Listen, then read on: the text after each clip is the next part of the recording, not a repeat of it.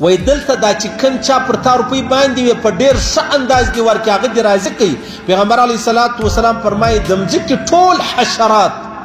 میږان راواخله خصمانان راواخله بل شی راواخله دا بیا حیوانان بیا په سمندر کې چې کوم مایان دي هغه وهغه سړي ته د مغفرت دعا کوي چې کوم چا و هغه خپل چې دی پورې ورباندې و هغه ته په ښه انداز باندې دا خپلې روپۍ ورکړي هغه یې راضي کوي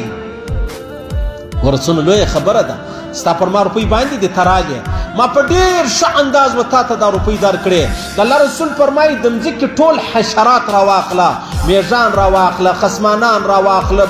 بل په دا غارو کې چې اوسېږي او د الله رسول فرمایي حیوانان راواخله حیوانانو غویۍ راواخله وش راواخله بل راواخله او دغسې د الله رسول فرمایي په سمندر کې چې کوم مایان دي دا و هغه سړي ته د مغفرت دعا کوي چې کوم چا دغه کوم پور پر ده باندې و هغه یې ډېر په رضا په خوشحالي و هغه خپل حق